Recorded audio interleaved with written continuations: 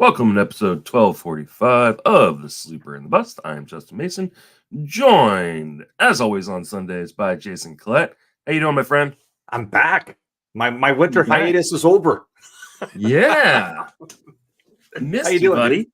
Yeah, it's been well, honestly, I mean, folks, it's been rather quiet. There hasn't been a lot. Justin and I were just talking off air, and we still have quite a number of notable free agents still sitting out there, and we're recording this on January 14th. And spring training is where's my handy calculator at Baseball Savant? 39 days until spring training games begin, which means we're about 26 days from teams reporting to camp.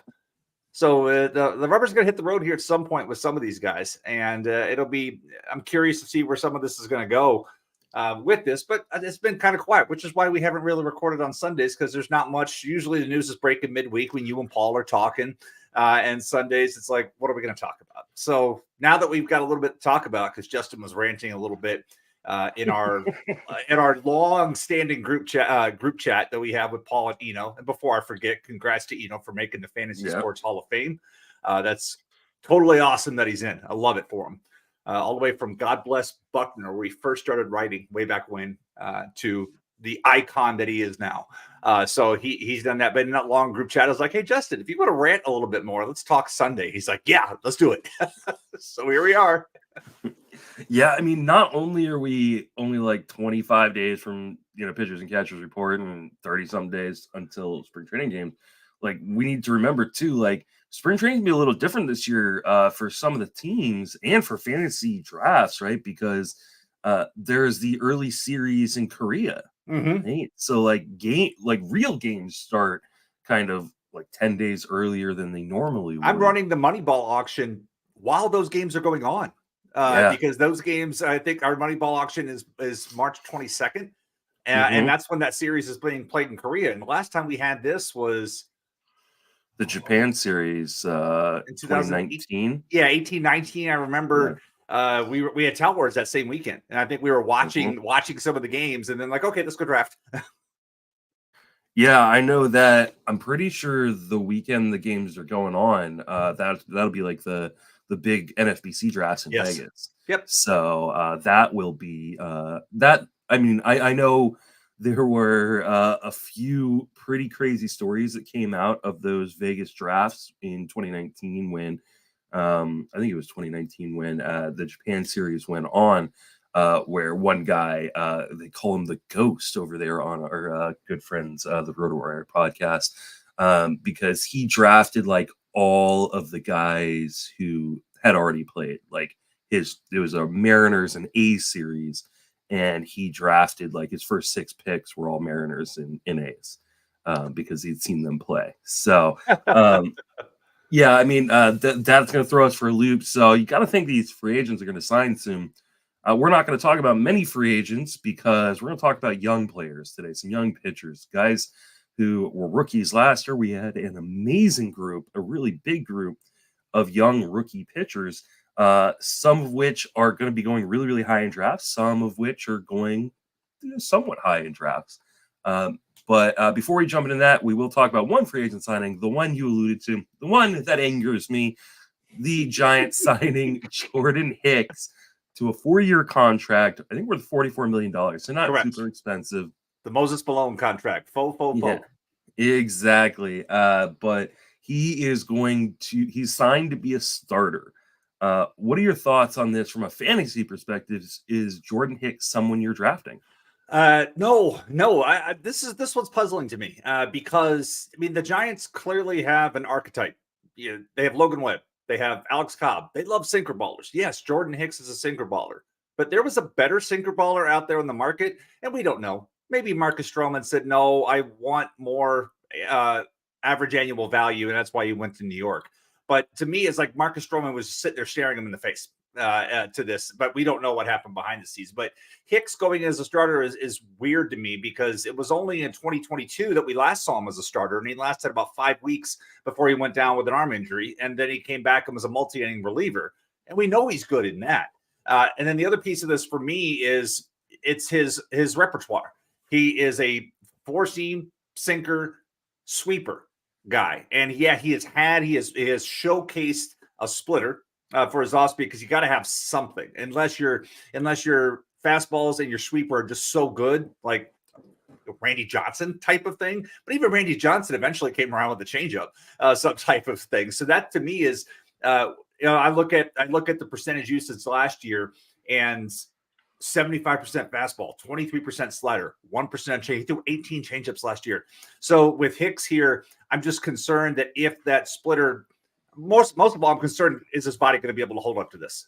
Because it wasn't that long ago that it didn't.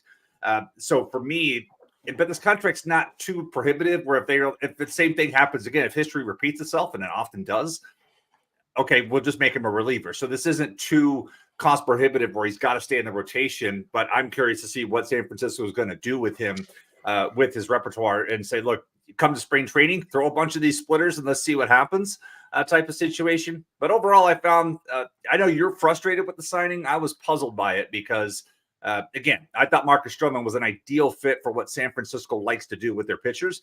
And there's a lot more risk associated with Jordan Hicks. And I don't know if there's any upside, to be honest with you. Yeah, I mean, I understand they kind of have this mold of pitcher that they like with these sinker ballers.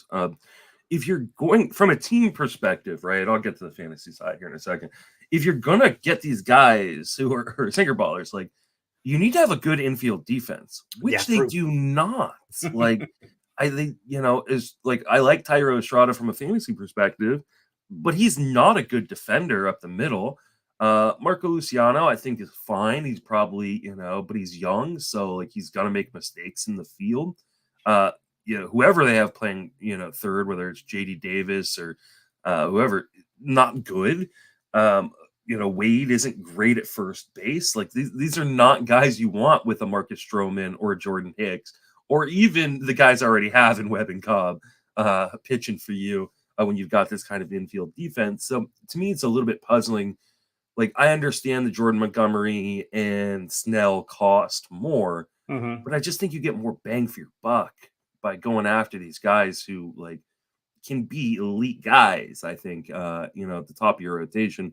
Where, I mean, Hicks just can't stay on the field, and, he's never been able to, he's never proven that he can be a starter long term. So I don't know. Just, to me, it just is kind of this ho-hum offseason where and part of it is the Dodgers are just crushing the offseason. They've dominated the news cycle, the battlefield, whatever you want to call it. And eventually some of these other things have got to come down to a bargain. I mean, we know that the great cloud of the media rights and everything this winter has certainly been a factor.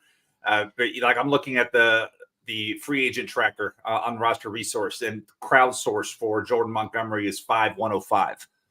I think I said 680 in our group chat, and I'm probably in the low end, but I'm not sure he's going to get that number now.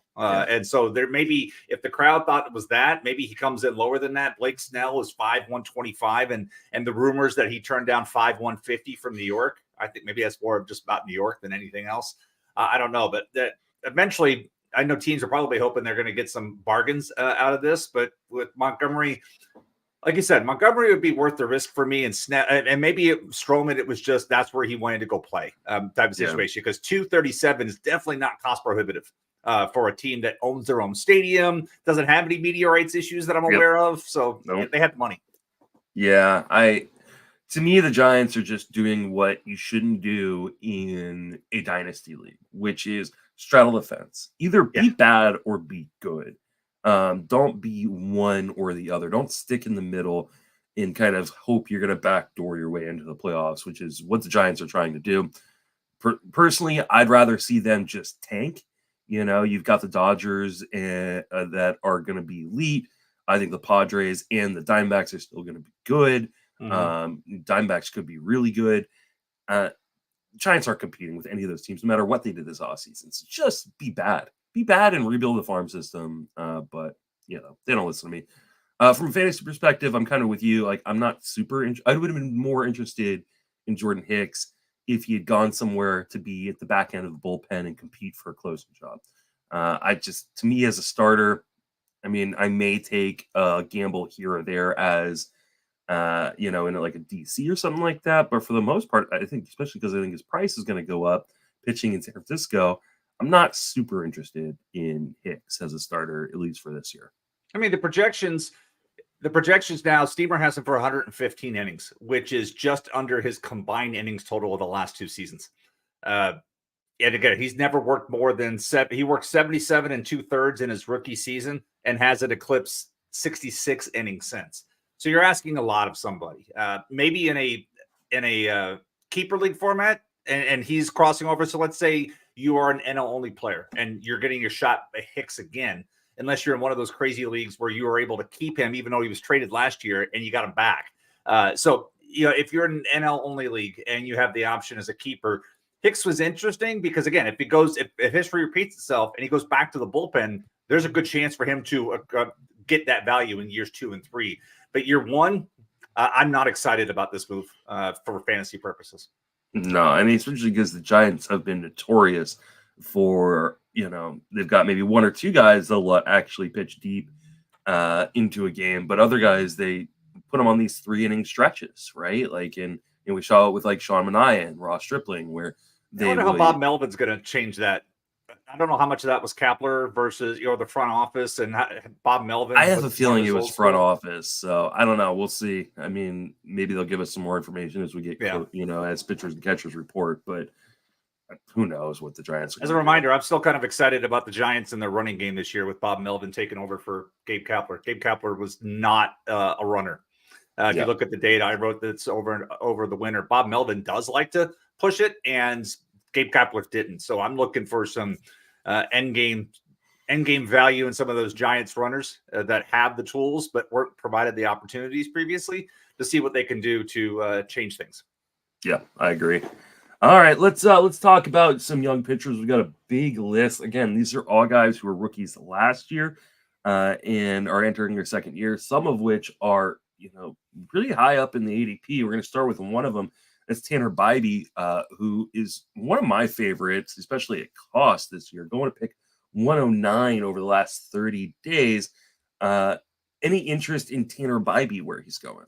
So you're going to hear a lot of me talking about team context with guys in this overall. And you and Paul do a great job of doing this in other ones. I've heard it in a couple of recent podcasts, and it's one of the efforts I've been trying to put into my own writing as well, is just don't forget about team context. I mean, because I know we often get sucked into watching an awesome video of a pitcher or hearing Nick Pollock wax poetic about a pitcher. But at the same time, it's where that guy pitches. We'll get to a guy later. I love watching him pitch. I hate where he pitches. Pretty sure you'll understand when we get there. But like, if I look at last year, when I look at Cleveland in and of itself, and we think of the team context of Cleveland, they struggled to score runs. When your team struggles to score runs, your starting pitchers struggle to get wins. And last year, when I look at the earned auction values in a 15-team mixed format, Bibee was the only starting pitcher on that team to earn a positive dollar value. That was it. Shane Bieber was a 0. Logan Allen was a -2. Gavin Williams, because he came up later in the season, was a -4. And I'm not even going to read off the horror stories after that. But they didn't have positive dollar values with that. And I like Bibee, but again, I don't know. You look at last year, 2.98 ERA, 1.18 WHIP, 10 wins in 142 innings. He certainly has the stuff to take a little bit more of a step forward, but I don't see this going from 10 wins with these good ratios to Cy Young contender. The AL Central as a whole, the NL Central division is rather flat to me. I think, honestly, any team could contend in that one, even with what Chicago's done recently. But the AL Central still looks kind of flat as well. So the opportunities could be there. But again, that team does not score runs. And when you look at what Cleveland's done, yes, you'll have a more full season from Bo Naylor this year, along with Josh Naylor. But you still got Ramon Laureano hitting 5th and Kyle Manzardo. How's that going to go? Brian Rocchio and Miles Straw at the bottom of that lineup. Stephen Quanton. There's still a very light hitting lineup. So I like Bibee. I don't love him because of that team context. If this was the old Cleveland Guardians that could score runs, I'd be all in on this guy. But I just have my reservations that this is still the same Punch and Judy team overall. And there's a way to pitch around this team, and that the wins are going to end up going to more to the middle relievers. So he could be a 10 to 12 win pitcher, even if he goes 165, 170 innings this year. Yeah, I can see why you're a little cautious on Bibee. I'm not as cautious on Bibee because one of the things one of the things I like with guys who are young like this, right, is do they have the floor? And we're going to Mhm. talk about a lot of these guys who have really, really big upsides, but man, the floor might be a lot scarier than the ADP's giving them credit for. Right. And I think Bibee's probably the safest guy on this list. Doesn't walk guys, doesn't give up home runs. I think there's some more strikeout upside in this profile. Yeah, I get the Guardians aren't very good, but that whole division isn't very good. And Mhm. somehow Cleveland seems to always find a way to be competitive. Even last year, when it was probably their worst season in a number of years, they always just kind of figure out a way to be competitive and get guys wins. So I really like Bibee because he's cheaper than the Eury Perez's Oh yeah.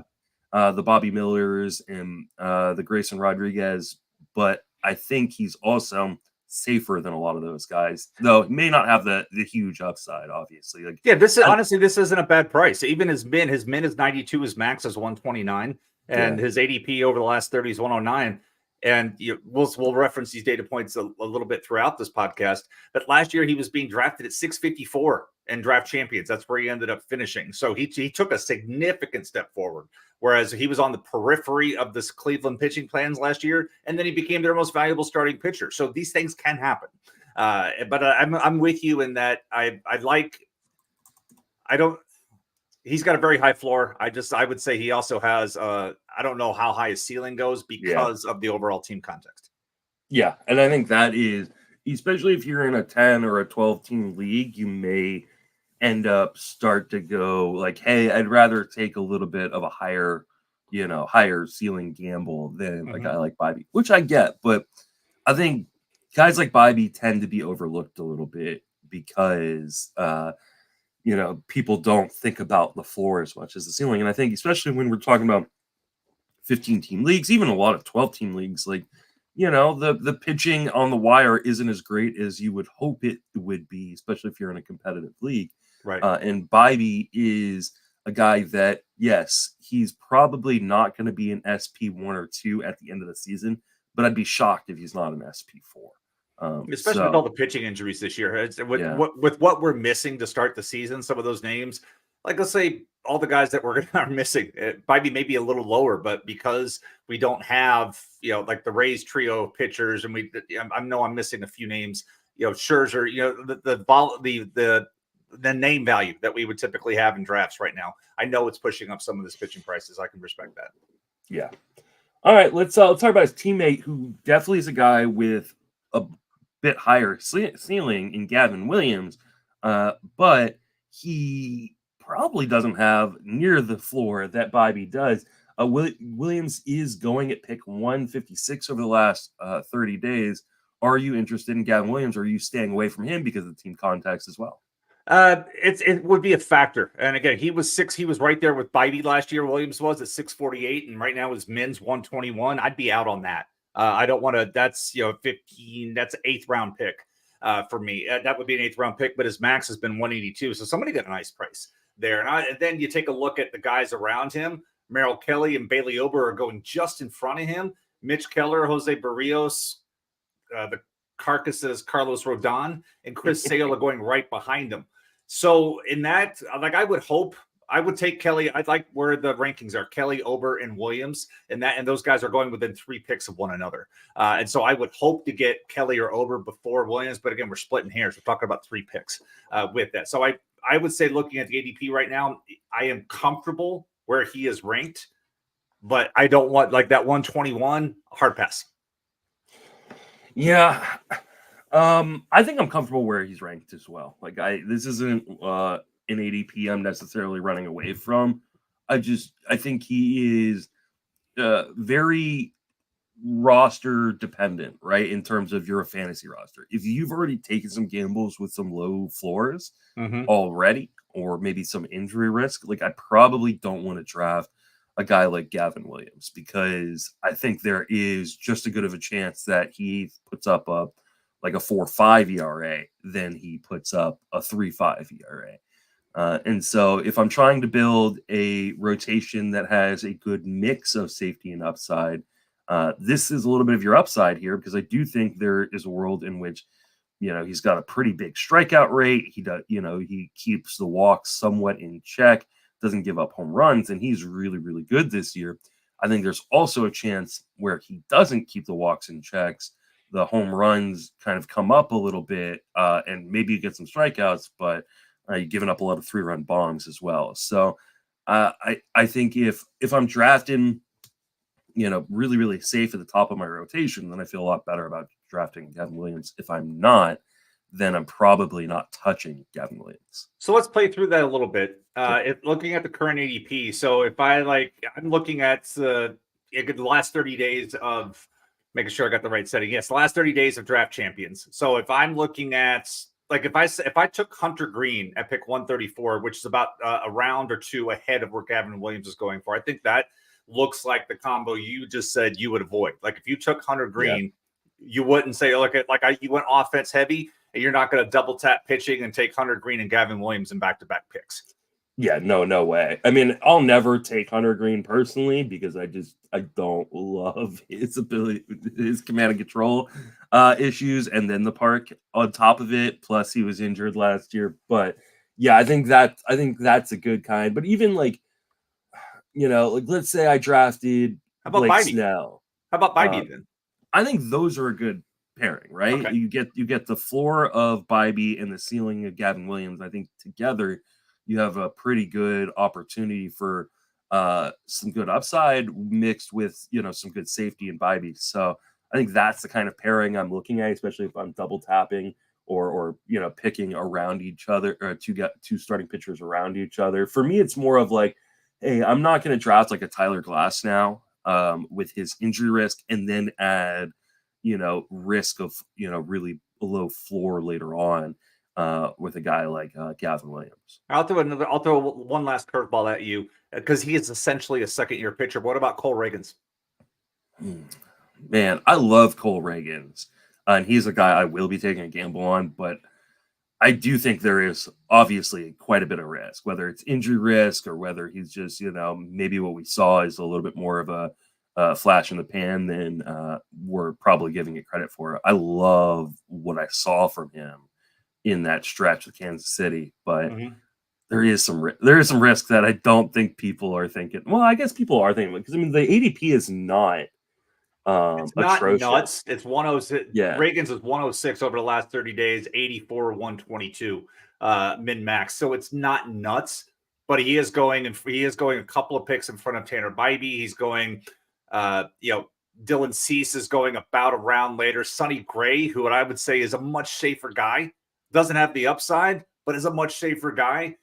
Sonny Gray is at 117, so he's going a full round later. And then you get, but he's not going in like the Tariq Skubal, like him and correct. Skubal He doesn't have did the same.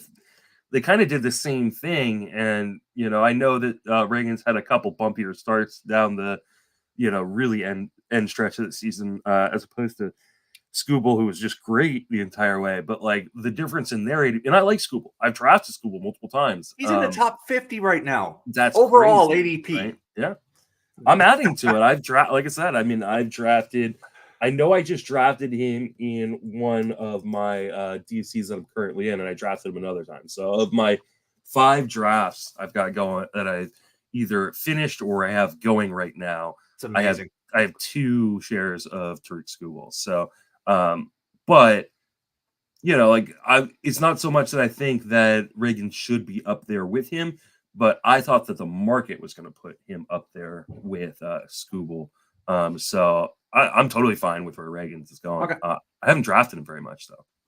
I haven't drafted yet outside of XFL. Good for the only you. draft I have. I do have a draft champion, one of those, I guess they're sprints, like 55 seconds between picks. I have one scheduled for next week, but I've had to push it back 2 weeks because it hasn't filled up. So we shall see when that rolls. But I haven't drafted yet. I'm hoping to put together an auction, an online auction at some point here in the next few weeks. If you are interested in that, jump into the Discord or just DM me or tweet at me on Twitter, because I'd like to see if we can get 15 people because I want to live stream it, and I want to get used to using the NFBC auction software. So, I've never used the NFBC auction software. So hey, quick question while we're talking about NFBC software, is the underscore ARF leagues, are those drafts or are they auctions? I have no idea what you're talking about. I have to go ARF, those leagues. Those are the Earth leagues. They're snake drafts. Snake drafts. Okay, cool. Yeah, because I'm joining WARF. I'm going to be in the Waffle House area. What's the RF stand for? I'm sorry. Area Roto Fantasy. There we go. Okay, I am joining that one this year. The date worked for me because it was in February. Because March is already full. I can't do anything else in March. Yeah, and that's why we decided that we would try to make all of the Earth leagues in February this year. Try to have them all around the same time, and I love it. Keep them away from all our drafts in March. So yeah, because everything's jammed. Because every time I see conversation about it, it's like, oh, that's great, and then we draft this date. Nope, sorry, March is completely full between what I'm committed to and what I auctioneer. I don't have any free weekends in March anymore. And you got into the one with the best name, Waffle House Area Roto Fantasy League for the Atlanta, Southeast is just an 80 grade name. And I ate a Waffle House this week in Charleston, South Carolina. It was right across the street from my hotel. I love Waffle House, man. You can't make it a habit, but every once in a while, it is definitely a treat yourself moment. Go get some Waffle House. It's on the bucket list. I'm gonna make it happen at some point. Moving on to a different guy, different team, Kodai Senga. Now, I mean, I always feel a little conflicted about calling guys who come over who've been playing professional baseball in Japan or Korea. And come over, at the age of 25 to 35, and calling them rookies. But that's what Kodai Senga was last year. And in spite of kind of a little bumpy start to the season, he was fantastic for the Mets. Are you drafting Kodai Senga at around pick 68? I am. This is where I would argue your point about Bibee being the safest pitcher on this list. To me, it's Senga. That's the guy that I would lean at. And yeah, I know the overall numbers. There was some issue with walks, but a lot of that was front loaded. As the season got on, Senga looked a lot better in that regard. So I think Senga is the best second year pitcher on this list myself. And I like again, looking at looking where he's being taken, he's going just behind starting pitchers, Max Fried, Grayson Rodriguez, and Blake Snell. And then he's going just in front of Bobby Miller, Eury Perez, Jesus Luzardo. I mean, it's a nice class for that, but Senga is the guy that I would take, because if I'm trying to project like who's going to give me the most innings on this list, I would say it's going to be Senga, and like a 3-1 favorite to be the innings leader on all the pitchers we discussed on this one. Yeah, I think I am pretty close to you in terms, you're going to get strikeouts. He was really, really good in the second half, and I usually like to give guys coming over from different leagues kind of a year transition period, because I feel like it's just not only transitioning to Major League Baseball from, let's be honest, easier leagues. Japan is better than, some of the other ones, but it is an easier league. It's a kind of a transition time. You're also transitioning just to living in a completely different country, away from your family, away from everything you've known, away from the language that you've normally spoken, right? And so to see that, he had a little bit of struggles in the first half and then was just dominant in the second half. I agree. I think you're right that he probably has the safest floor and has a huge mix of upside. I have no problem taking Senga where he's going. So just to piggyback off your thoughts about the pitchers coming over from overseas, the life culture and all that. Did you look at Yamamoto, who's currently gone as high as 30th overall? His ADP is 51. How much of that market price do you think is being impacted by the success Senga had last year in his first year over? I think a little bit. I think it's more a matter of just all the talk about him. I think the WBC was big in terms of kind of driving up the price, but I think he's just I think there are a lot of people that have really, really pumped him up. Rightfully so. I mean, he's been dominant in Japan. He's now on one of the best, if not the best team in baseball. So he's going to get a lot of wins. I can't pull the trigger on that high of a price because I think that right now, he's around pick 48, 49, something like that. He's going as a staff ace. He's been drafted as somebody's top pitcher, but he's going as a staff ace. Yeah, I mean, if you take out the relievers going in front of him, which are Hader, Edwin Diaz, and Gavin Williams, he's the 12th starting pitcher off the board. And you got to take out Ohtani, who's technically pitcher eligible, but obviously not pitching this year. So he's the 11th starting pitcher off the board. Like, that's insane to me. And I think it's going to go higher. Like, I honestly do. And I know there's been a lot written about him from people that we really, really trust in the industry. Right. Including like Eric Longenhagen and Eno Saris. And they all think he's going to be really, really good right away. We don't know how guys just transition. Like the stuff I was just talking about, in terms of like, first time in a new, living in a new country, new language, having to pitch on different kind of schedules than you're used to, under different circumstances than you're used to, plus going up against the best competition in the world. Do I think Yamamoto is going to be fine, for the most part? Absolutely. Am I willing to spend what I think is going to be a top 2 or 3 round pick? No. I am not. I'm not. Like, you can't tell me that it is better to take Yamamoto than to take Aaron Nola. Like, okay, we're aligned then. Yes. When I look at that, it's like, wow. Because I mean, we see it with other things too. When a rookie has a good year, the next year's class gets pushed up because the risk that we're all like, oh, rookies are not, well, they were good this year. So it's like, hey, let's elevate this year's class. Oh, I can't believe that blew up in my face. So yeah, I just, when I see that he was a 51 and it's gone high as the end of the second round in a draft champion, I'm just like, wow. Yeah, I think he's, by the time we get to March, especially if there's any major pitching injuries, which there always are, I think that Yamamoto is going to be firmly in the second round. Like, I think he is going, like, I think his ADP will be in the second round. And that's just way too rich for me. All right, we're both on board with Senga. Let's talk about the Dodgers trio of younger guys. Hey, Yamamoto is going to be part of that. Yeah, right? We've got, that's right. Essentially, but yeah, I didn't even think about it when I but we'll start with Bobby Miller. Going to pick 75.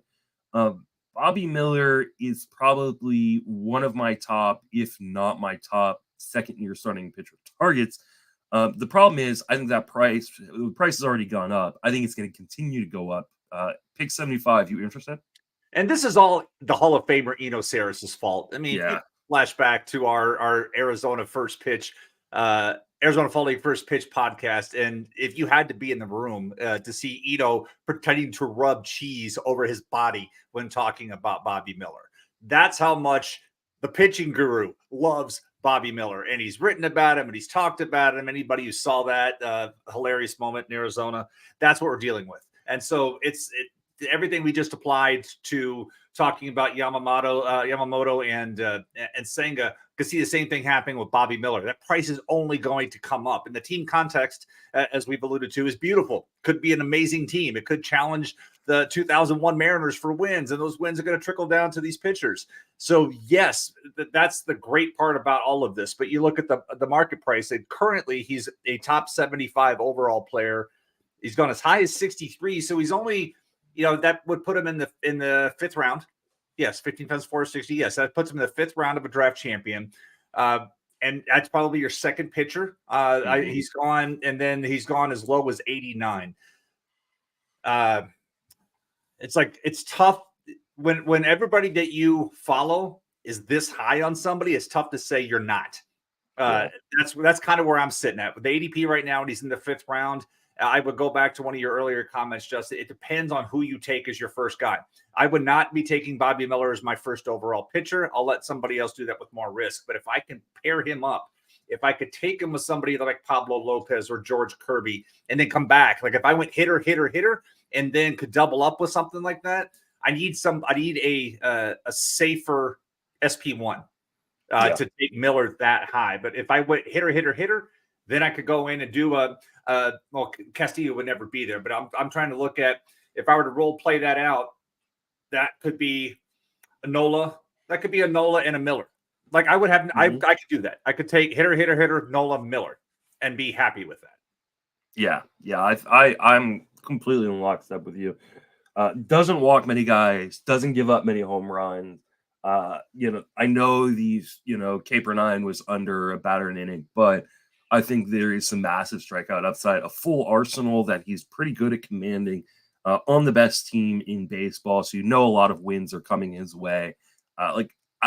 Every year there are guys who are kind of like, hey, these are the second year guys that could jump up and beat, next year we'll be talking about him as a top 5 pitcher. Bobby Miller's that dude, I think. Like he is legitimately one of those guys that could and may actually do that. So like I have no problem. I agree with you. I want kind of a staff anchor.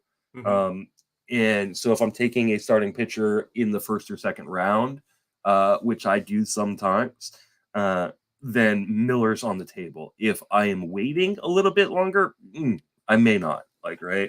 I think I do want a Castillo or a Garrett Cole or a Pablo Lopez or George Kirby ahead of him. But if I compare him with a guy who I think is a really solid, strong ace, then I'm going to be really, really happy. And I'm glad you brought up Kirby because that's where I view Miller this year. I mean, if you think about Kirby last year, you could see like going into the season, you're like, hey, this may be my guy. This may be, and then if I'm correct, I believe Kirby ended up going $20 in AL labor. And Kirby was a guy that I really wanted last year.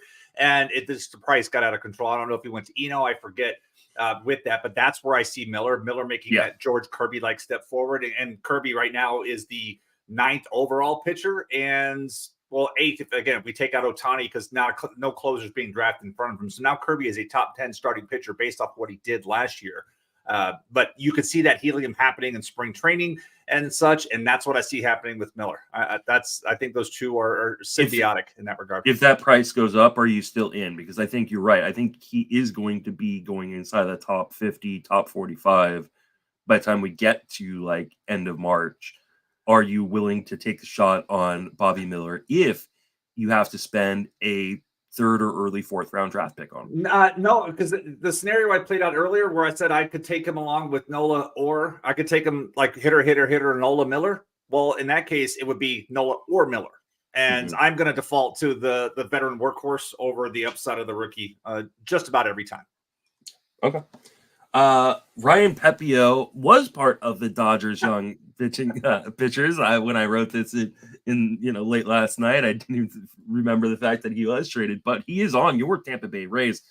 I really liked Pepiot last year. I picked him up. I rode him to some championships in leagues. I think there are some people that are probably going to discount him now that he's not in LA.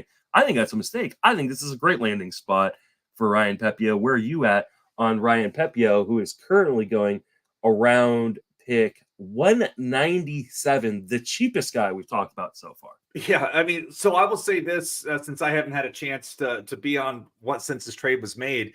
When I heard that Glasnow was going to be traded to the Dodgers, my immediate reaction was, I hope Pepiot's in the return. That was my immediate reaction, because it was a $25 million final year contract for Glasnow. Rays didn't have a lot of leverage here. So it's like, I forget who I was talking to, but it was like somebody was like Miller, Sheehan. I'm like, there's no way those guys are on the table in this situation, but Pepiot could be had. And so I'm glad that where he's going. If you look at the profile, the fastball changeup is just what they always love to work with. I just have some flashbacks. I remember some issues where he was having trouble with lefty laden lineups, even with the changeup. If I believe that's right. But he was having some issues where he gave up a bunch of home runs. With that, I just remember 1 or 2 outings. Maybe it was a righty. I forget, because I'm looking. The splits are pretty darn nice. But if they can come up with some type of break, if they teach him this, if they go and say, okay, hey, Pepiot, here, work on this pitch, because they always do. It's one of the homework things they like to do. And maybe he joins the sweeper revolution, because a lot of Rays were doing that last year, because Pepiot was pretty much fastball, change up, and okay, here's a slider. And maybe they tweak that slider into a sweeper and pick up some more strikeouts for that. So looking at the price again, team context, often I know our gut reactions, the Rays don't score runs, but if it wasn't for the Rangers last year, the Rays had one of the best offenses in baseball last year. They, and with the runs, now obviously that offense is going to change a little bit this year. But even if it comes back down a little bit, they're not the Guardians in that regard. So when I look at right now, Pepiot's going just behind Shane Baz, and I'm not sure Shane Baz even makes 100 innings this year.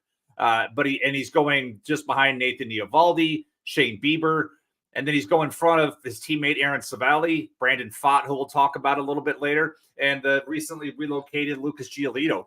So market price fair. I don't have any concerns with this, but I would say, just looking at the Rays balance right there in the middle, Pepiot is going to give me more innings than Baz will this year. I'm really down on how many innings Baz will pitch this year, because he just never has. Never. Yeah, Pepiot's a guy that I think I've overlooked a little bit in some of my early drafts, and I think that's gotta change, because I really, really like what he is able to do in terms of keeping men off the base paths via the walk. I think he is a strikeout and inning type of guy. There are always going to be questions with Rays pitchers, especially the young guys, like how many innings does he get? He's coming off a year in which he only threw about 64 innings. So, maybe I know like Steamer's got a projection of 136 for him. That may even be a little bit heavy, but I would take the under on that as well. Yeah, I'd probably be more at about 120, but I think it's going to be a good 120 innings. And I really love what the Rays do with their pitchers. They always seem to unlock something. We see it every single year with these guys. So, I'm at pick 197. Like, I just don't think there's that much risk because that's a guy you can drop if for some reason he isn't producing. So, I like Pepiot a lot. What about his former teammate Emmet Sheehan going to pick 237? Do we even know if he's going to be in the rotation? And what are your thoughts on whether or not he's worth that price? Yeah, that's the question mark, because there's also been conversation that perhaps the Dodgers go to a 6-man rotation. Mm-hmm. So if they do, then right now he's in competition for the 5th spot. And you look at, Dustin May had flexor tendon surgery in the middle of June or July, so don't see him coming back right away. And trying to look at what else they may do.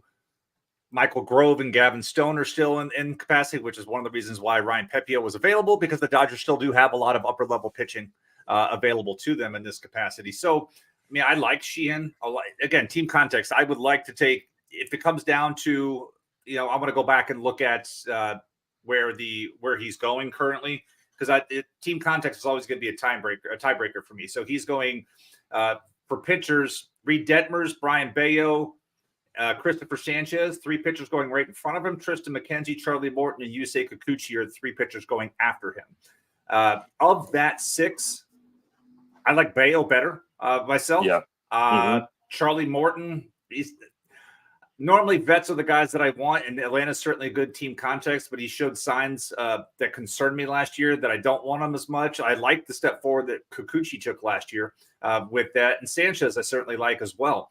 So I could see myself looking at other guys around that capacity. All those pitchers I named, and then Nick Lodolo, all these guys are going right about the same round. I don't see Sheehan being the best of that group myself, maybe not even the second best.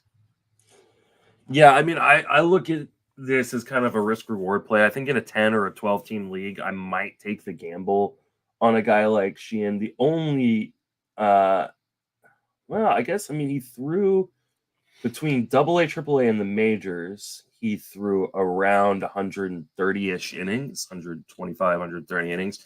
So I guess, innings shouldn't be a huge issue. They definitely are going to move to like a 6-day or a 6-man rotation of some sort to kind of, I think, 1, protect Yamamoto, but 2, also protect all the other guys. They've got a lot of guys who are, young and maybe on some sort of innings restrictions. They've got Tyler Glass now, who can't get over 120 innings in a year.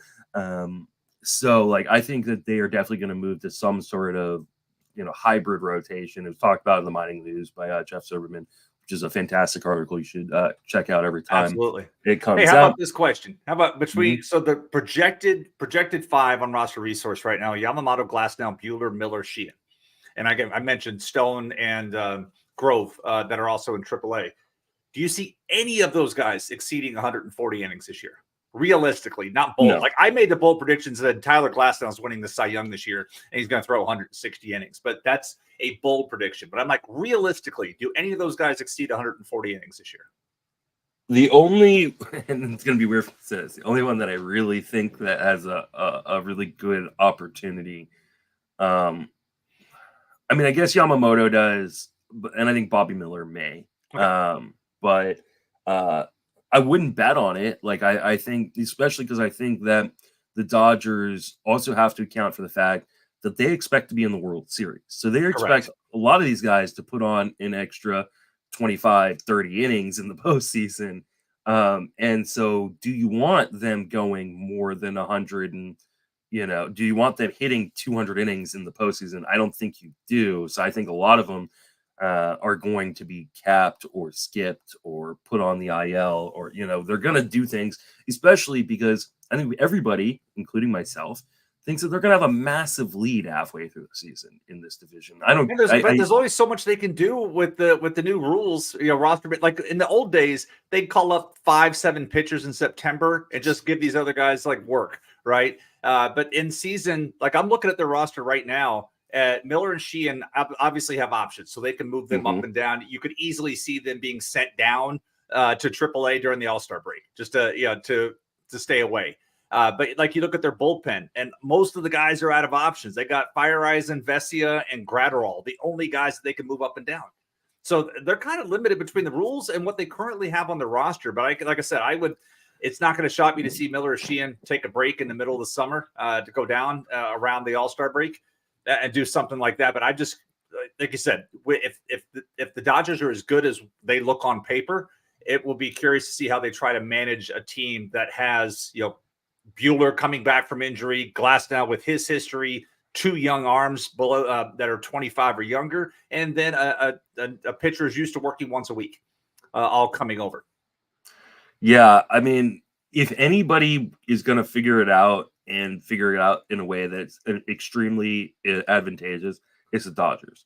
Yeah. They are the best team in Spoken the history. As a true Giant hater. Yeah, a true Dodger hater, rather. in the history of baseball at manipulating rules. Not breaking them, but bending them just enough, figuring out the loopholes, which, don't get me wrong, as a Giants fan, I hate, right? Yeah. But as a fantasy player, I truly respect what they do. Like, I don't like it because it screws with our fantasy teams a little bit, but like I respect the hell out of the way they figure out how to circumnavigate all the rules, and their team always seems to come out ahead because of it. So. And we joke around about the Yankee tax, the local tax. Like if you're in a Boston league, Red Sox are going to go for more players. Like now it's like the Dodger tax. That's not going to apply just to California leagues. That's going to apply to everywhere. There is an absolute Dodger tax this year.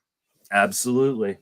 Let's go kind of back up the ADP and talk about Eury Perez, who is a guy who legitimately saved my season in a number of leagues last year because I went all in on him when he came up in Pfaadt, and he worked out. Now, there were some kind of really low points down the stretch as he seemingly tired out for the Marlins. He's going at pick 76 right now. Where are you at on Eury Perez? I'm not there. And this is one of this when I was doing the show research, this was one of those team contexts that really jumped out to me. I mean, this is a different Miami lineup. There was even rumors that they may trade Luis Arias. I saw something the other day about, he's somehow being shopped around, but they don't have Jorge Soler anchoring this offense anymore. Yeah, Jake Berger was fun last year. But it's still Jake Berger, and we could see which way that goes. But this offense overall does not impress me on paper as much as it did last year. And so for me, this is a team context thing, and I am not in at that price. So when I was looking, if going back to say, okay, where are things? And again, this isn't anything against the pitcher. This is just where the pitcher happens to pitch. But yet that is not the guy that I foreshadowed earlier. I mean, like right now, his teammate Jesus Luzardo is going just behind him, and then we got Joe Ryan going almost a full round behind him. Zach Eflin going a round behind him. And then just in front of him, there's Senga, there's Miller, and Grayson Rodriguez. So like that trio, I already said I felt Senga was the safest pitcher on this list. So I would take Senga over Perez all day long. And then afterwards, I would take Ryan or Eflin over Perez just because of team context, especially Joe Ryan. I know he's got his issues with home runs and whatnot. We're still talking about the AL Central. And so Perez, the pitcher, I like quite a bit. Perez going as high as 58, I do not like at all. Yeah, I think I'm 100% on board with what you're saying. Like, I really like him from a straight skills perspective. And if we were to talk about projecting 5 years in the future, who is the guy that we think is going to be the best on the list? My money might be on Eury Perez. He was 20 years old last year, going to be 21 at the beginning part of the season this year, and he was amazing, especially in the first half of that call up. He definitely tired out. I'm not going to penalize him for that, especially because they played some games with him to try to save him for the stretch run and all that. I think that may have messed with him a little bit more than they were intending. But the problem is exactly what you said. If we're talking about this year and this year only, he's going right next to Bobby Miller. He's going right behind Kodai Senga, right in front of Zach Eflin. I'm not as high on Joe Ryan as you are, but I'm super high on Zach Eflin.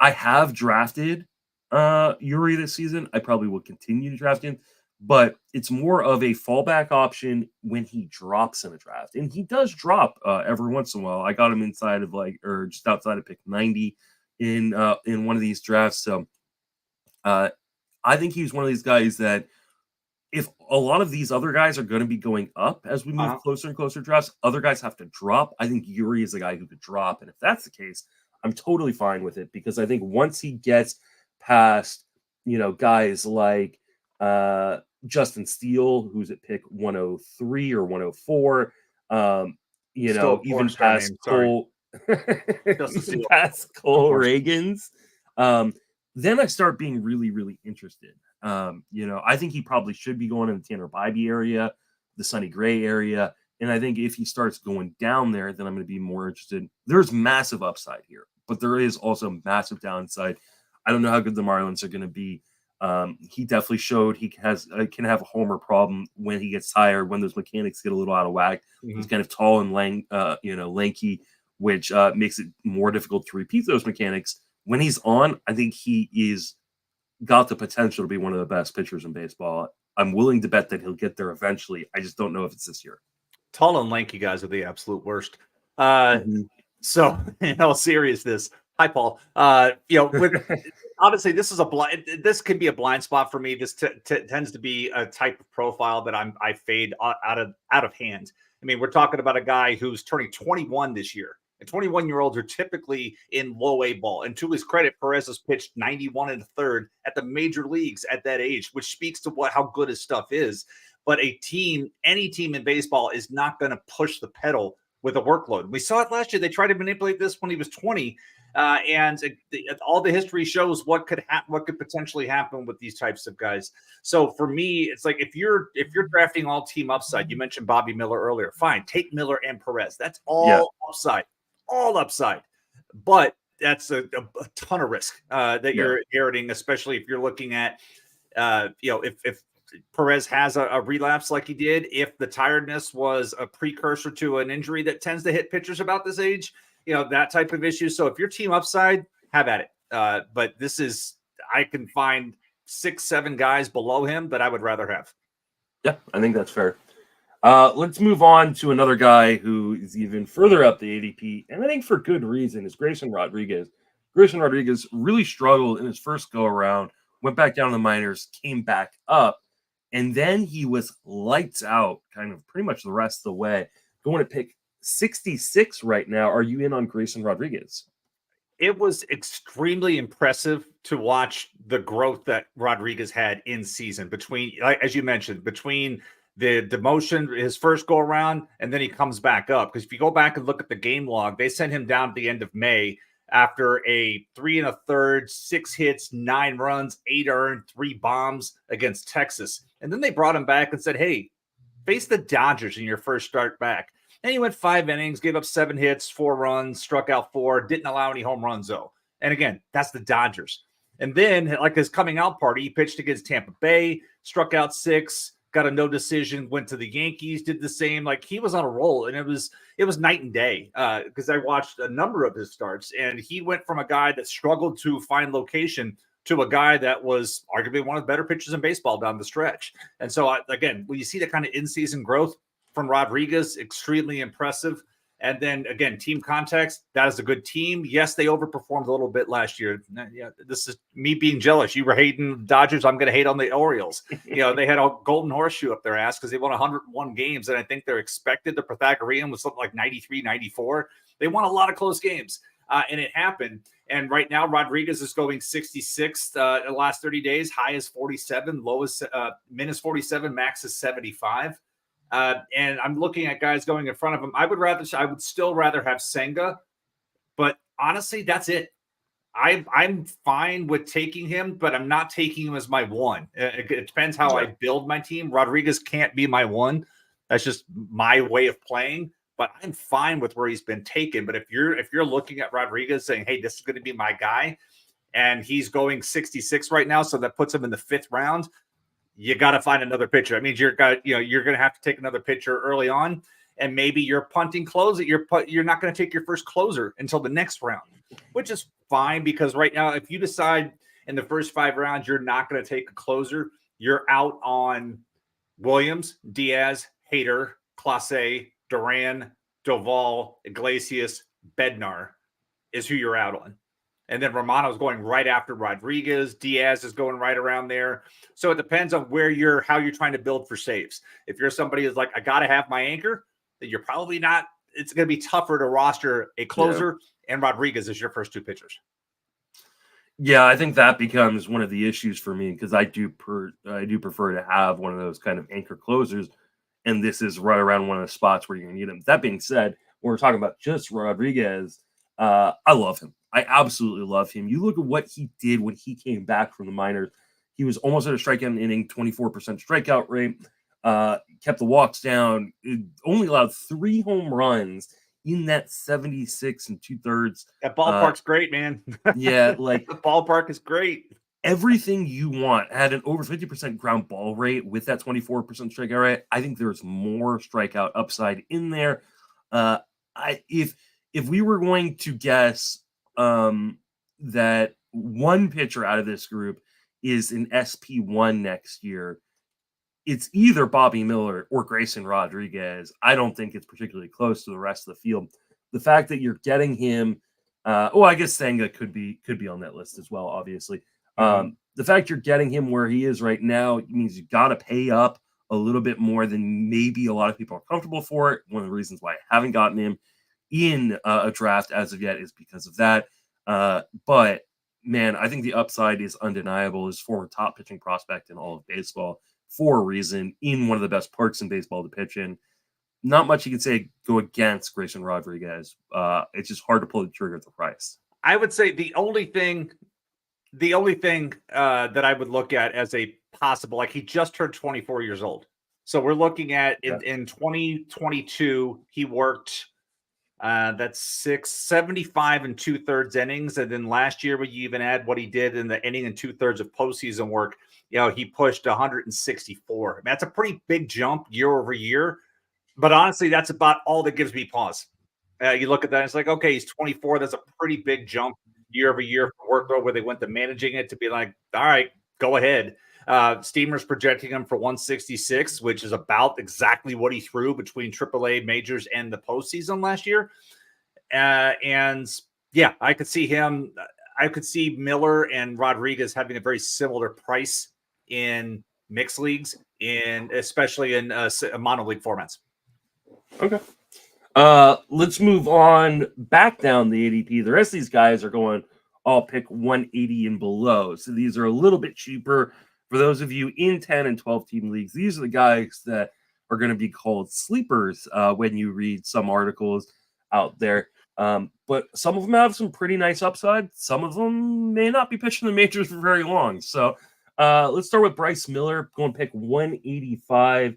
I feel like he is getting trashed a little bit more than he should out in the sphere. I don't know why people dislike Bryce Miller so much. Where are you at on him? Yeah, why? I don't get it either. This is one of the guys. This is not the guy that I was again foreshadowing, but I love watching Bryce Miller pitch. And the fact that he's adding a splitter this winter makes me even more excited about Bryce Miller's strikeout potential with that. You look at it right now, and maybe he's going just after Hunter Brown, who feels like last year's Bryce Miller.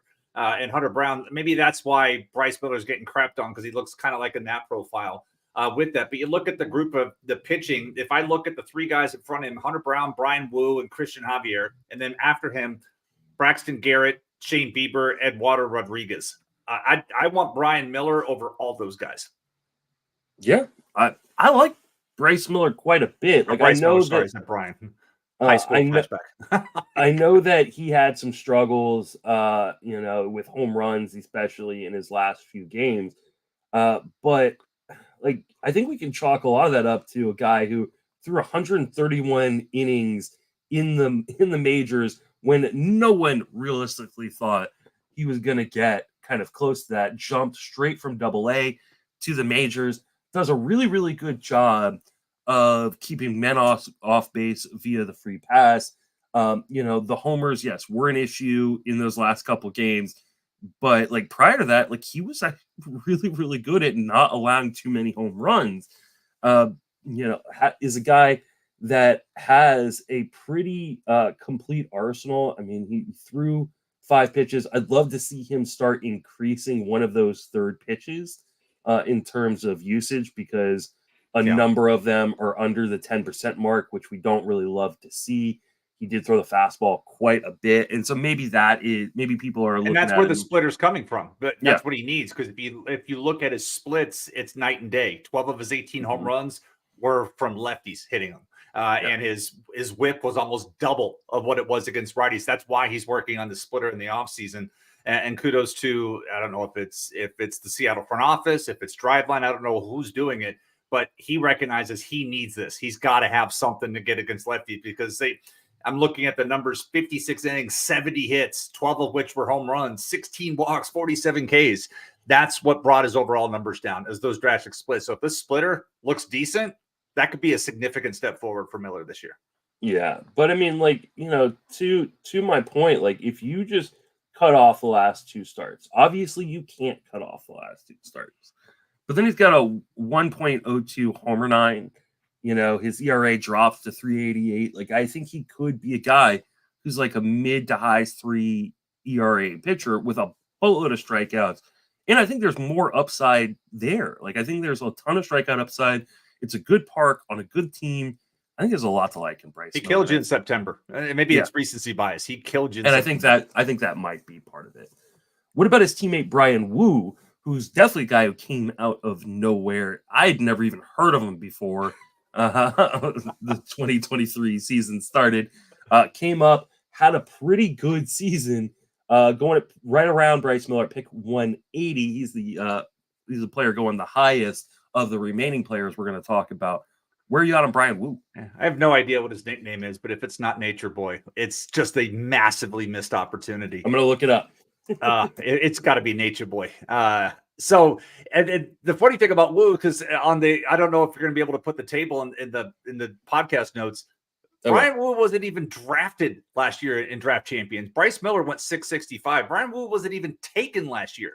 And now, not only is he being taken, he's going in front of a guy that pitched at the major league. So it's like, to me, it's one of these things where, and maybe that's where the recency bias, it's not that far. I mean, Woo's not going that far in front. He's going 6 picks, half a round in front of Bryce Miller.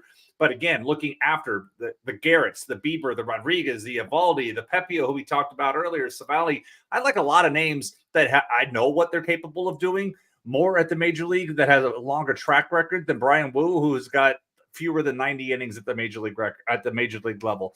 So for me, I'm not hating on the guy, but he's not somebody I'm targeting at the price where he's gone as high as 155 and as low as 207. Yeah, and I don't see a nickname on Bryan Woo, so we're going to call him. Get on that. Yeah, but I like Woo. I think he's a good little pitcher. I don't think he's got a ton more upside growth necessarily.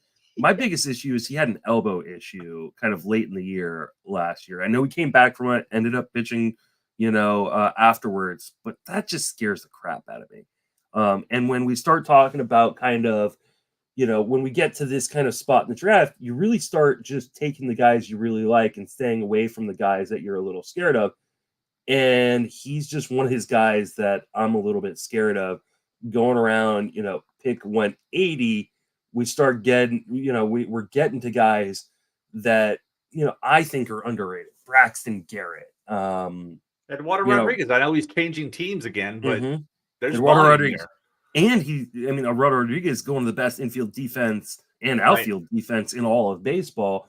Aaron Savali, we're going to talk about Brandon Pfaadt here. Like, these are all guys where I think I just feel a little bit better about, the team they're on or their overall talent level, much less the health.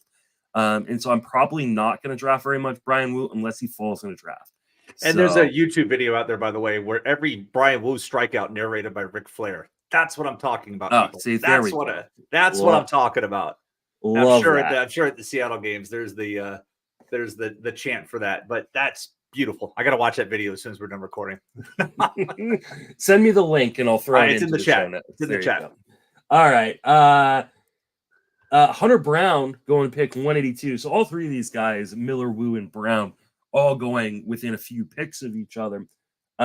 Is Hunter Brown your favorite, your least favorite, or kind of smack dab in the middle of Bryce Miller and Bryan Woo? See, Brown, this gets to what I was talking about, and this is why I put like the ADP last year. Hunter Brown was 233 last year. And even with the season he had, he's now 182, but he didn't make a big jump. Like some of these guys went from undrafted to in the top 250. And then, we have four guys on this chart, and Bryan Woo made the biggest jump, went from not drafted to 180. And then we have Hunter Brown, who was going around 180 last year, or 230, now in that same boat. So I like, and this goes, we'll just lump in the next. Same thing with Taj Bradley. This time last year, both these guys had a lot of helium. They came up, didn't do as well as expected. Not that they were trash, but the numbers were trash. The pitchers themselves weren't trash. They just had problems. I'm a big proponent of taking those types of guys at that discount. Last year, we all loved them. They didn't reach the potential. This year, the discount's there. Jump in on the discount. And so I just want to lump both these guys in together, Hunter Brown and Taj Bradley. After the seasons they had last year with the struggles, I'm not letting that 1 year, forget it, I'm out on these guys. I want back in as long as the price is right. Yeah, and I feel like the price is right on Hunter Brown. I mean, this is a guy who had some pretty lofty expectations. People comping him to Justin Verlander, his teammate Justin Verlander. It looks like I know that there were some struggles, especially with the long ball. I also think he got a little bit unlucky. Pretty high BABIP, pretty low strand rate. Got over 52% ground balls. Strikeout rate was 27%, which damn good for a guy who is a rookie. Through 155 innings, which none of these other guys that we've talked about, other than maybe Senga, did last year. So I think there's a lot to really like in Hunter Brown. Yes, I think he's still a little raw, but I love the organization that he pitches for. They know how to make pitchers work. I think that this is a pretty good gamble at this point in the draft. And I definitely would take him over Woo. I see the argument for taking him over Miller as well. He probably should be going 20 or 30 picks higher. So, we saw the lumps last year, particularly with the home. He allowed 26 home runs, 17 of them from Brown came in the second half. He had a 4 home run outing against the Royals. I don't know if the Royals hit outside of Bobby Witt, but he had a 4 home run against the Royals. But he just got bombed with the long ball in the second half. And so, again, we saw the lumps last year. And if the market's willing to say, we loved him, always going to be this, and then he didn't do that, I love these types of guys. I want to get back in on it, but again, it depends.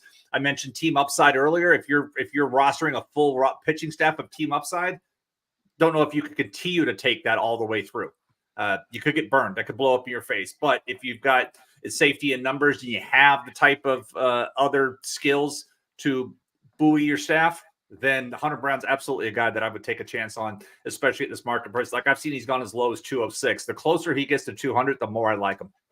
Yeah, I mean, to me, we talked about Gavin Williams at the top of the show, and you're getting Hunter Brown, who's a very, very similar guy playing on a much better team in Houston, so better win potential through more innings. For me, it's like I'll skip Gavin Williams and take Hunter Brown a couple rounds later.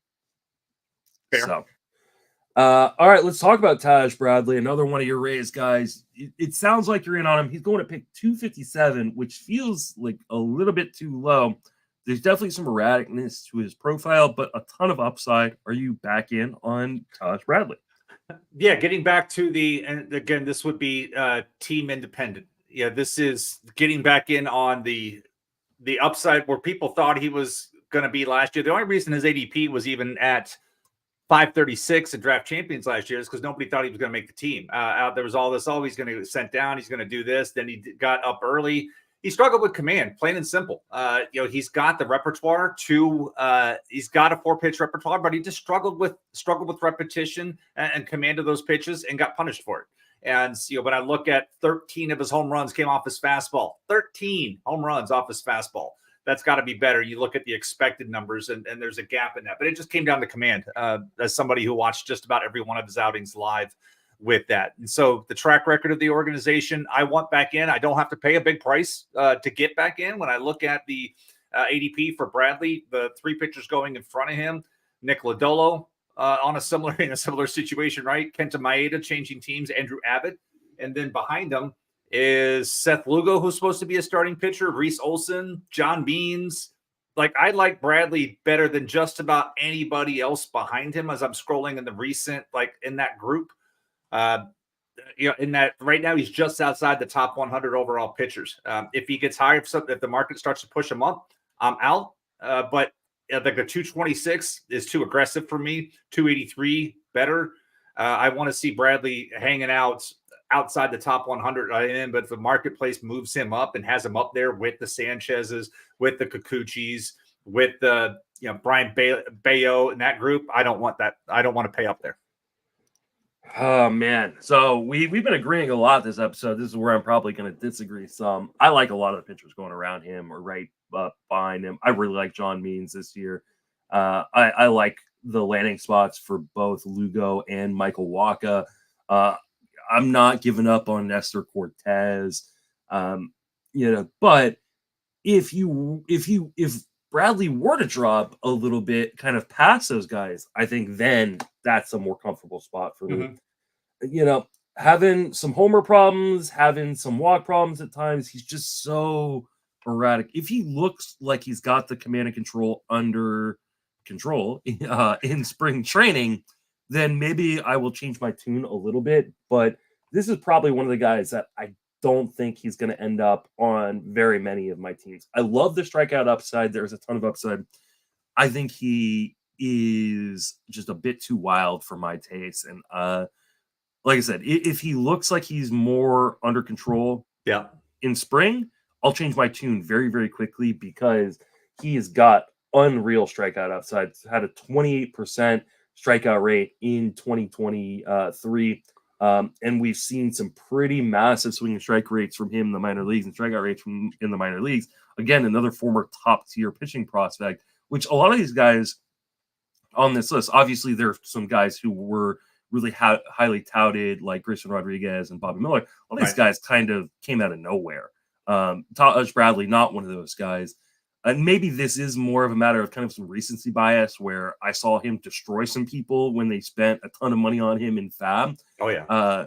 But I'm a little bit more tepid on Taj Bradley than I am on a lot of these other guys, including a couple more that I think we're going to talk about here in a second. So, and here's the funny thing so you look at this, Baseball Savant, you look at the similar pitchers based on velocity and movement. Here are the top 5 for him. Nick Pivetta, who I just have a thing for. I don't know why. I do too. I can't give him up. In the right situation, Nick Pivetta could be good. Justin Verlander, Dylan Cease, Garrett Cole, Logan Gilbert. Those are the top 5 names. Usually you'll see one of the, you see that, and it's like, I'm not saying he's that, but based off velocity and movement, he could be that. I think everything, but it's like when you see that, like I would take any one of those 5 guys on my team right now. But I think that's like the difference is Justin Verlander, good control. Garrett Cole, good control. Dylan Cease, no control. So it's like it also covers the entire spectrum, but the whiffiness is there, the movement on the pitches. And, even if Taj Bradley became Dylan Cease, I think I could live with that. Although it's so frustrating to watch Dylan Cease, he throws so many pitches per inning, and eventually that catches up. But if he became Dylan Cease on a better team, like the White Sox are just garbage. Sorry, Craig, I know you're listening. They're garbage.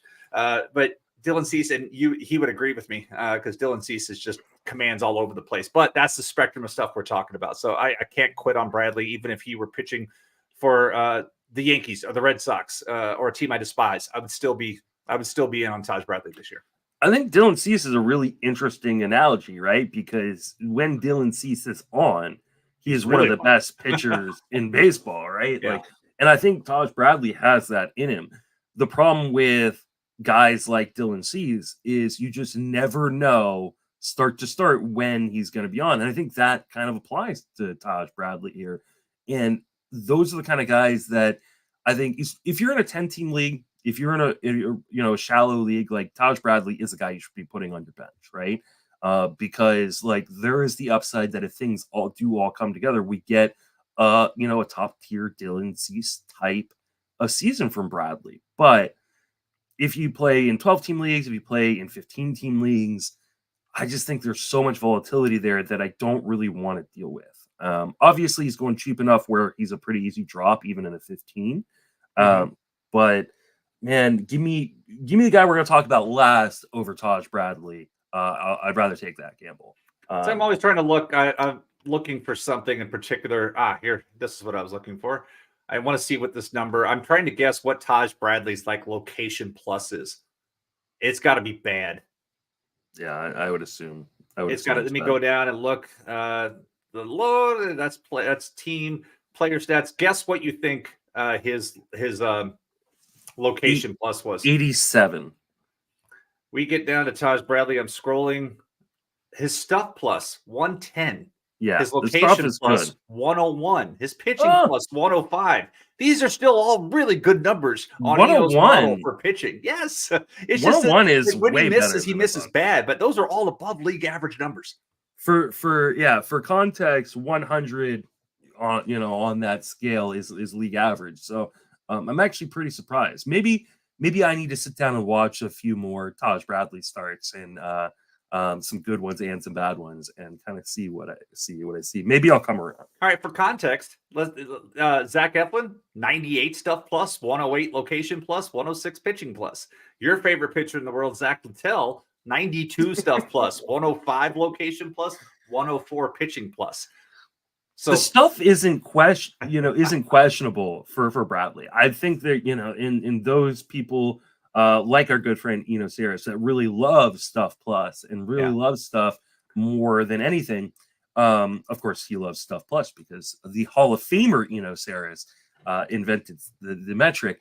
They're gonna love guys like Taj Bradley. For me, while I obviously do love stuff as well, for me, command and control is so important to protect your ratios. Can you put the pitch where you need to put it in the moment you need to execute that pitch? A final number for you: Taj Bradley's stuff plus on his fastball, 131. That's Tyler Glasnow, 128. I'll just leave it there. Yeah, that's filthy. You may talk me into a Bradley share or two. All right, Mason Miller. This is such an interesting one. You go and pick 221. This is a guy that on a per pitch basis is one of the nastiest pitchers in all of baseball. However, the reason why I used per pitch basis as opposed to per inning basis or per outing basis is because I don't know how many pitches we're even going to see from Mason Miller. There's already talk that he could move into the bullpen.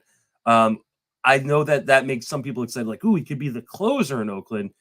They may make him a 3-inning guy. Who knows what they're going to do with Mason Miller? Are you drafting him? Because between the injury history, which is massive, and the unknown role, I am not touching Mason Miller probably at all this year. All right, so this was the guy I was talking about earlier when I said, team context. So last year, again, Mason Miller went undrafted in draft champions leagues, which tend to run out by January, middle of February, right? Draft champion pretty much done by the middle of February. They still draft him in March. But yeah, people tend to start switching their attention over to Fab Leagues in March. Yeah, because my surprise is that he went undrafted. If he went undrafted in all draft champions, because I'm telling you, I think it was the second week of March. It's 10:30 at night. I can't sleep. I'm an East Coast guy. For those of you guys don't know, and I'm old, so I'm flipping through. I turn on a spring training game, and Mason Miller's on the mound, and he throws one pitch. I was like, I sit up in bed. Like the Leonardo DiCaprio, you're pointing at the TV going, oh my God. And so right then and there, Mason Miller was on all of my draft lists. And I took him in my AL only keeper league and I traded him. But I took him in multiple leagues that weren't draft champions because when I saw him pitch, I was like, oh my God, I got to take a shot on this guy. And frankly, when I look at it now, the fact that Miller may close is probably the only reason he's even being drafted, because as a starting pitcher, I have zero interest in him because he is, last year he was pitching, came up, and then he got hurt. And then he was out for a long time, and then he finally came back at the end of the season. But Tommy John surgery was never ruled out for Miller until he finally came back and pitched. And so to me, it's in the bullpen. Even then, even if he is the closer for that team, yeah, Trevor May saved 20 games for this team last year. So it could happen again, but there's a cap on what Miller could do. But if you're drafting Miller, you're hoping he's going to close. You're hoping he's going to stay healthy, which is a lot of hopium with that. But stuff like pitch on a per pitch basis, the stuff is as filthy as anybody in baseball. But if you are take the same arguments that you applied and everybody that was pushing back on me pushing Pete Fairbanks last year, same thing's going to apply. The stuff is great. Can he get to 50 innings? I would say maybe on that. And again, so if I can get 20 saves and 55 innings and a bunch of strikeouts from Miller, that's the best case scenario. If they say he's in the rotation, I'm 1,000% out because that team sucks. And you're basically punting wins right there because he's not going to get any. I don't think the A's are going to push him. I think that what will likely end up happening is worst case scenario for Mason Miller, which is he's like a 2-3 inning guy in the middle of their bullpen. Which again kills his fantasy value because exactly. Yeah. I'm not. A handful of, he actually may get more wins as a middle reliever than he would as a starting pitcher for that but team. You're still talking about a team that may win 60 games if they're lucky. They are not. I don't know if they're going to win 50, dude. I don't think they will. I think this again, and I said this each of the last 3 seasons, this could be the worst team in the history of baseball. I still think it could be. I'm not touching Mason. All right, no peeking.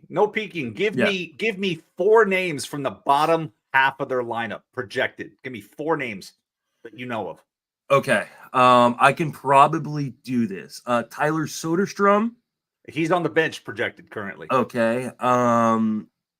Jordan Diaz, maybe?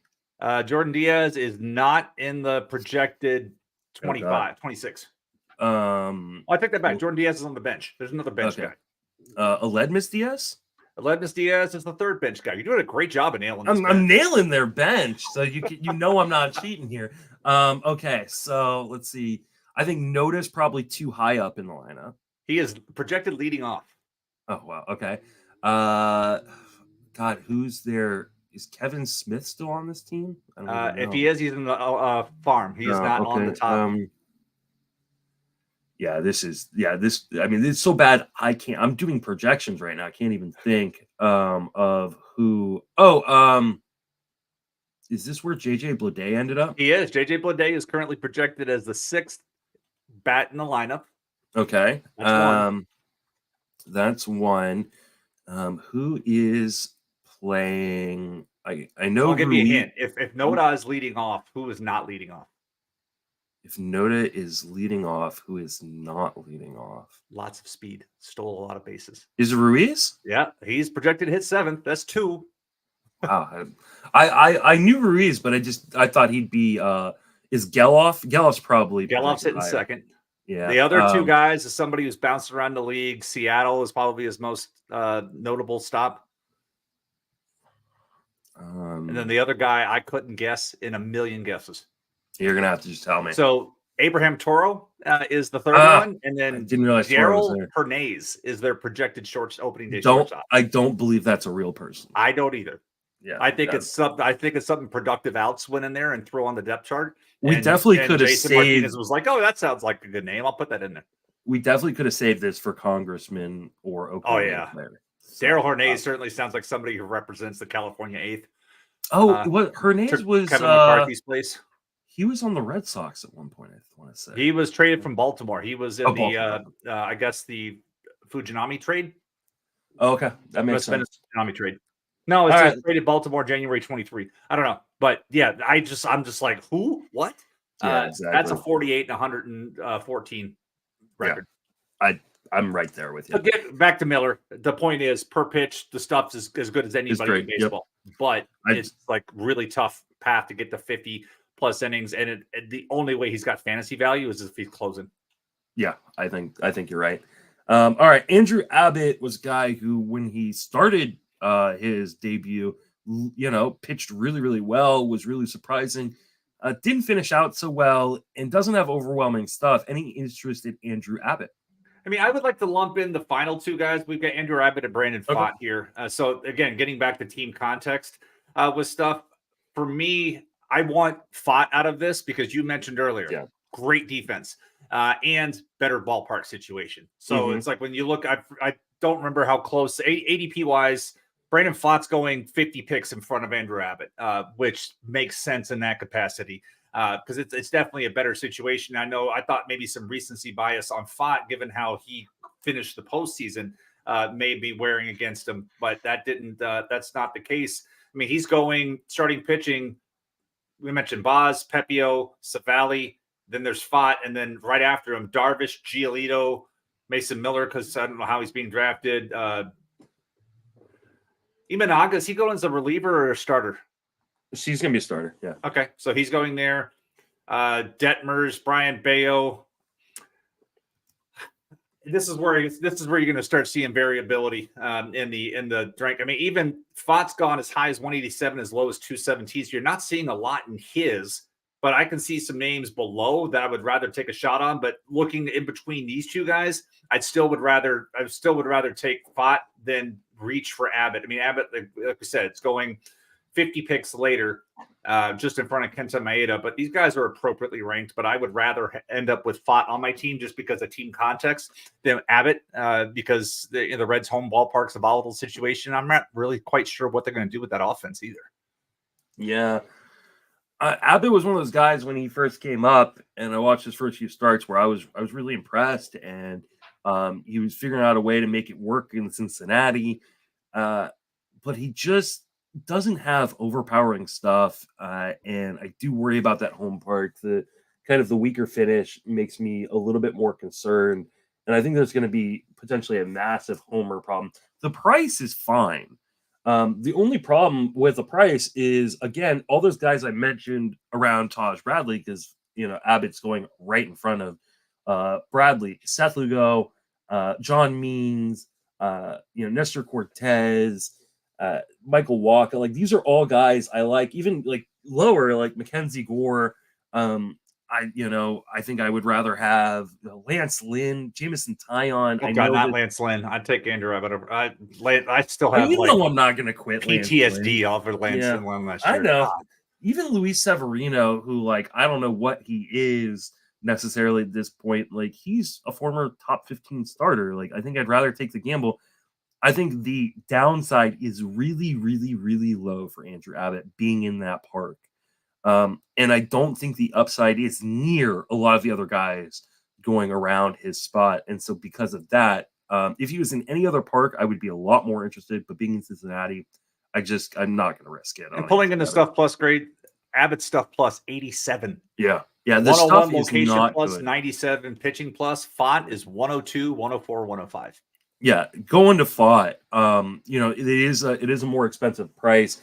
Andrew Abbott currently going around pick 253, Pfaadt going around 205. Pfaadt was a prospect everybody was really, really excited about coming into last season. Oh God, last March he was being taken in RotoWire Online Championships. I think I took him in one. And for good reason. I mean, he's a prospect with some really, really good stuff. And I think it's a really good situation in Arizona. Obviously he didn't make the opening day rotation, and then he struggled in, kind of his entire regular season major league kind of work. But he really shined in the postseason. I don't usually like taxing guys negatively or positively because of the postseason, because it's a completely different animal. That being said, I think it is some confirmation bias. Like, hey, we thought this guy was going to be good. He wasn't, but then he was good in the postseason. That confirms that, hey, we think he can be good. He's going around a lot of guys that I really like. Brandon Pfaadt is, but I'm going to take some calculated gambles because that defense is so good. That park is good to pitch in. And I think that Pfaadt has some really serious upside. I'm willing to take the gamble, but he is. I mean, we obviously saw the downside last season, for Brandon Pfaadt, where he threw 96 innings of a 5.72 ERA and a 141 WHIP. That is for sure the floor. Yeah. And so that there's a ton of risk in Pfaadt. So I think you got to be really smart about your roster construction in your rotation when you pick a guy like him. But I'm not out on him, even with the price being around guys I like. Indeed. All right. That is going to wrap us up for our episode. Jason, remind everybody where you can reach on social media, and then talk about anything you got going around. Yeah, so you can find me on Threads. You can find me on Blue Sky. If you want a code, hit the Discord. I've got like 5-6 Blue Sky codes to give out if folks want to be there. So you can find me there. Find me on Instagram. Pretty much you can find me anywhere but X. Then I have the Collect Calls. I'm halfway through the Bold Prediction series. I've got both the West divisions. I have the NL Central done. I'm in the midst of writing up the AL Central. I have the names. I just don't have the words written out. So that Bold Prediction series will be wrapped up by the end of the month, which is even a little earlier than last year. And then, like I said, we've got Wharf Draft middle of February, First Pitch Florida. If anybody's going down to First Pitch Florida, I will see you there. I'm hoping to looks like I'm going to a Rays Pirates game the day I get in on March 1st.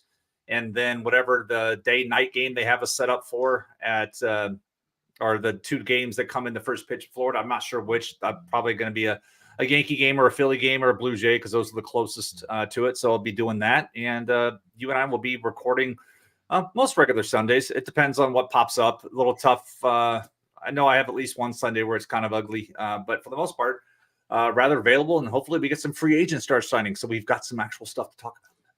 Yeah, I'm hoping we get some signings because this is, especially for the top four guys, we need to figure out where they're going so I can finish my projections. It is. That's the thing. That's really the tough part about it all, is like you want to sit down and like put all. I would say this, like I did the Bold Prediction series for the NL Central a week ago, and not that I would change a pick. I basically, the bold prediction I put for the Cubs was Seiya Suzuki would out earn Mike Trout this year. All right, but if Michael Busch had been on that roster, I may have written up Michael Busch. So it's like, that's where I may have gone that. But, the Suzuki out-earning Mike Trout's a bold prediction, but you can see it happening. But I'm really excited about Mike Busch getting a chance to do something. Maybe he's like this year's Luke Raley. And to be clear, Busch has got a better hit tool than Luke Raley. But what I'm talking about is a guy that was in the Dodger farm system that couldn't find a path forward, got sent somewhere else, and became something. And that's the track record that I think Busch could do, because poor Matt Mervis. Everybody loved Matt Mervis after the AFL, and Matt Mervis just is not playing out. He may be the next Cubs. I'll give Cubs some throwback shakes. Earl Cunningham.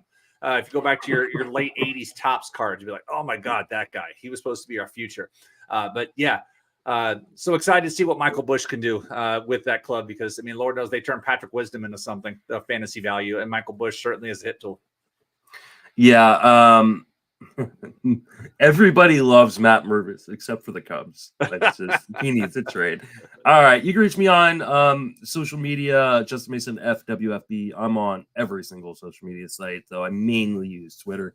You can read all my work over on Fangraphs and Fantasy Pros, and hear me here on the Sleeper and the Bus podcast.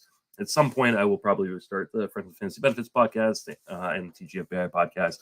But I've been kind of focusing on trying to get all my prep work done because I've been behind on my projections. So That reminds me, I was also recently on Bench with Bubba podcast to talk about the Rays. So if you miss Rays Corner on here, although we did talk a little Rays today, if you want to hear a whole hour of that, I was on the Bench with Bubba podcast last week. We actually recorded a day before the Rays made all their moves. So it's like some of this stuff like, hey, we'd actually talked about Luke Raley. He's no longer there. I think we even talked about Andrew Kittredge. He's no longer there.